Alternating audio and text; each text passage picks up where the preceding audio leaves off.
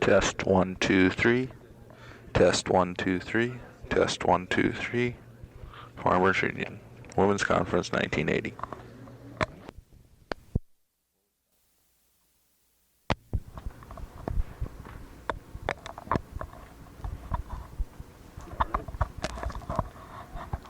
I think it's really important that we get involved in the political process and in government.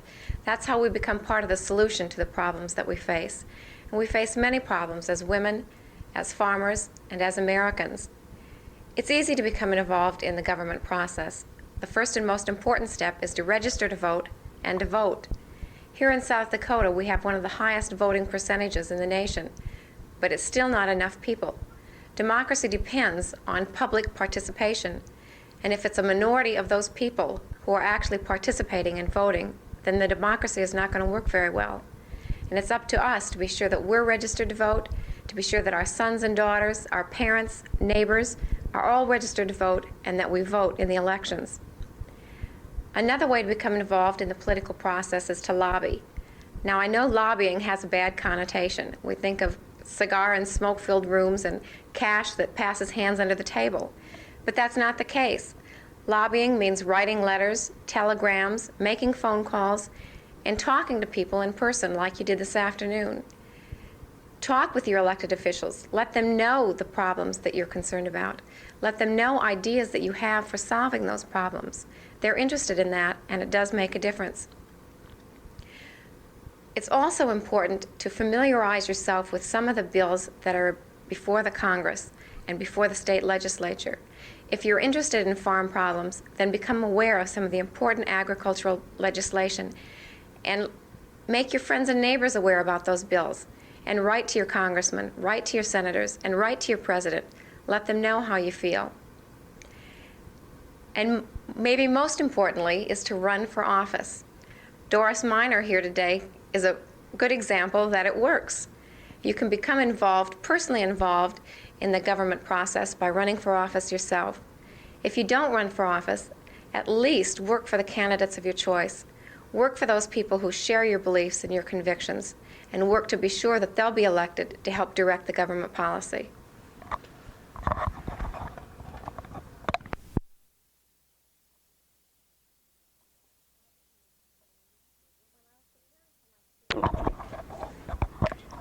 When I was preparing for my speech today, I tried to come up with the name of a woman who had made an outstanding contribution to our nation's government, not to our nation's history, but who had been involved in the mainstream of government and made an outstanding contribution. And you know, I was hard put to come up with a name. I think the first name that pops into mind as someone who has made such a contribution is Eleanor Roosevelt. But Eleanor Roosevelt held no public office. Her title was First Lady, and she was wife of the President of the United States. In fact, sometimes it seems that women are the forgotten majority. In the history of our nation, only 103 women have served in Congress. That's less than 1% of the nearly 11,000 people who have served. Only 103 were women. Today, things are slightly better. We have 17 women serving in the Congress and the Senate today. We have 2 governors and 2 women cabinet members. Things are slightly better on the state level, where 10% of the state legislators nationally are women, and in municipal and local offices, women are being elected more and more frequently. But women still face a problem in that most of the women who serve in public office today are serving their first term. We all know that public office are based on the seniority system. So even though we have more women today, they lack the seniority that helps them be effective in the political system.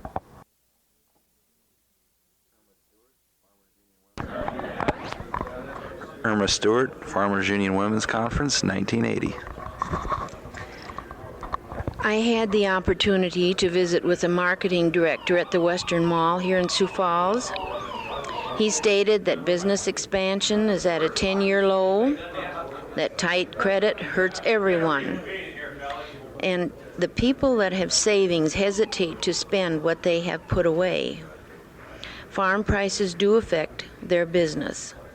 And on the bright side, his motto was, no matter what happens, man will not only exist, but he will endure.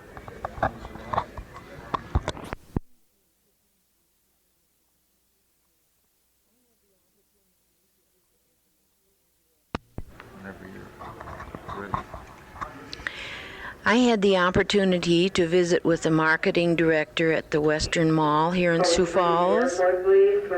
Business expansion is at a 10-year low, and he stated that tight credit hurts everyone. People that have savings hesitate to spend what they have put away, and farm prices do affect their business. On the bright side, his motto was, "No matter what happens, man will not only exist, he will endure." Okay, one more time. What? They had the beep. Yeah, I heard that.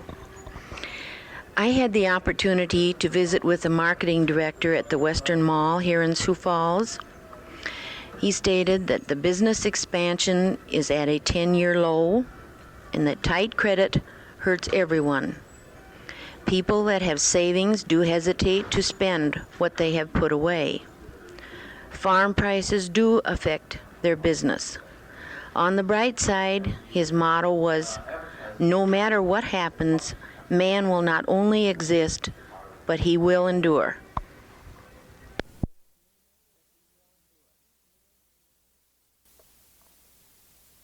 Here's real okay then. Say your name and address. Make sure you're the same. There you go. This is Joanne Elsing from Chelsea, South Dakota.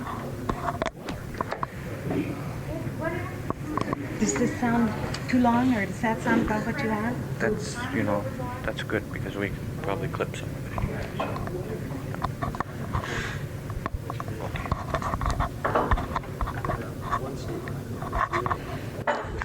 I'm Elsie Hovey, and I visited with consumers at a grocery store.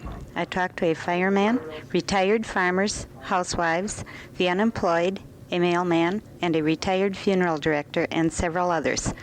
We asked them about the high price of beef, high interest rates, Russian grain embargo, railroad tax, and who they blame for high food prices.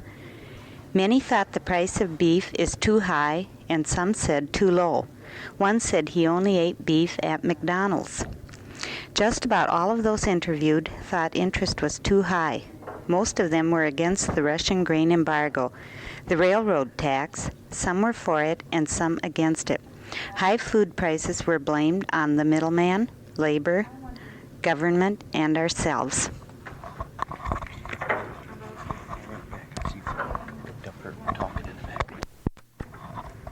Testing, 1, 2, 3.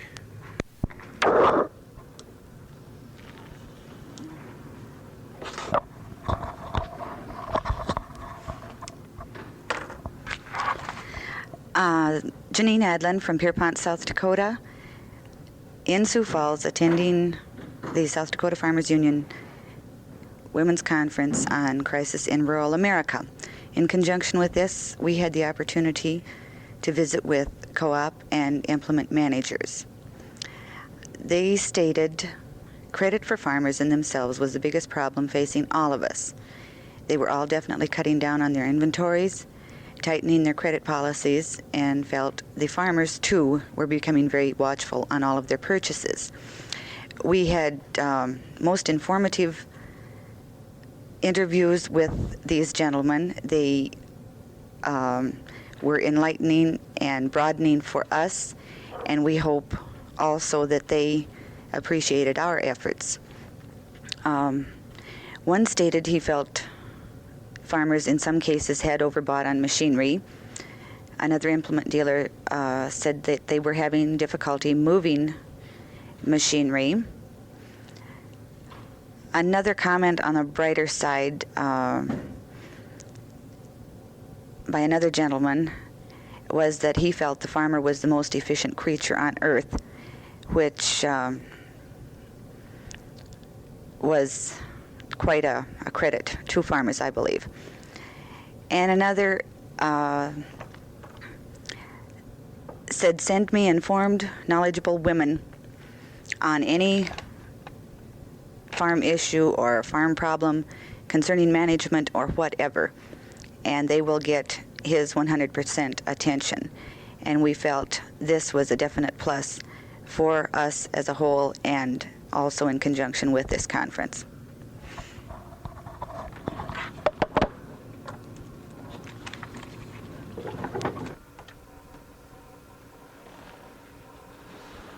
don't believe that it is possible to overstate the crisis that now confronts agriculture here in South Dakota and across the nation. Never before in the lifetime of any of us have we seen 20% interest rates.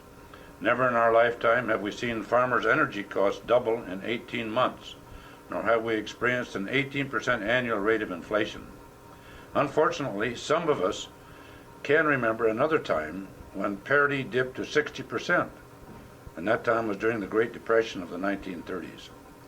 The current plummet in farm prices began with the Russian grain embargo announced on January 4th of this year. In spite of repeated assurances that the American farmer will not be forced to carry the total load of the price-reducing effect of the embargo, grain prices still remain substantially below the pre-embargo level. Farmers deserve better. We must unite all the support we can get behind congressional action to enact farm legislation that will provide farmers with at least a decent income and a decent standard of living for their family.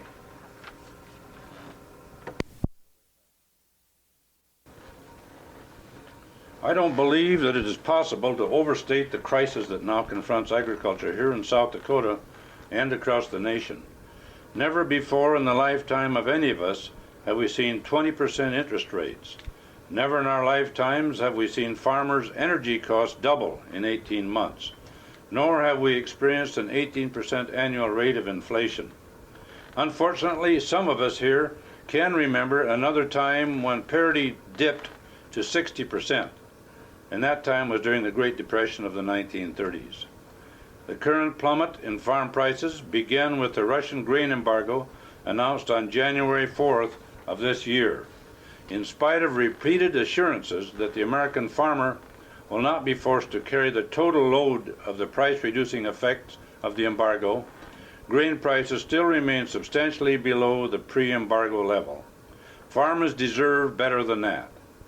We must unite all the support we can and get behind congressional action to enact farm legislation that will provide farmers with at least a decent income and a decent standard of living for their families.